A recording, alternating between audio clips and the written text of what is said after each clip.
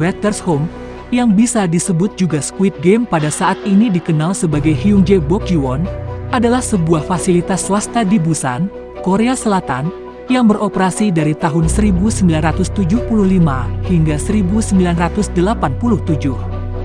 Secara resmi disebut sebagai pusat kesejahteraan, namun pada kenyataannya, tempat ini merupakan fasilitas penahanan di mana ribuan orang ditahan secara paksa dan fasilitas ini menahan berbagai individu, termasuk tunawisma, penyandang disabilitas, anak-anak, dan mereka yang dianggap gelandangan oleh pihak berwenang.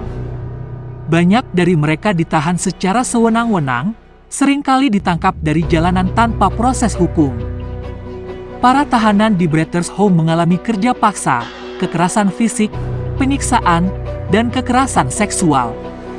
Tempat ini dijalankan dengan hierarki yang ketat seperti militer, di mana beberapa tahanan diberikan posisi otoritas yang justru memperkuat siklus kekerasan.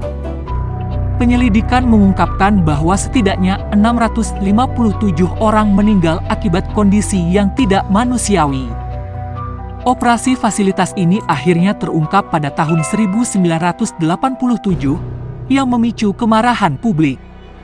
Namun, akuntabilitas terhadap pelanggaran ini sangat terbatas dan banyak penyintas masih mencari keadilan hingga saat ini.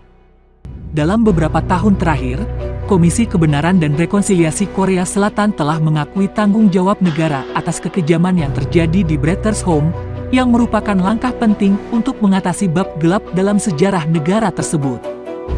Menurut kesaksian dan bukti yang dikumpulkan dari lokasi, para tahanan mengatakan bahwa sebuah bus berhenti di depan kantor polisi dan mereka dipaksa masuk ke dalam bus dan dibawa ke suatu lokasi.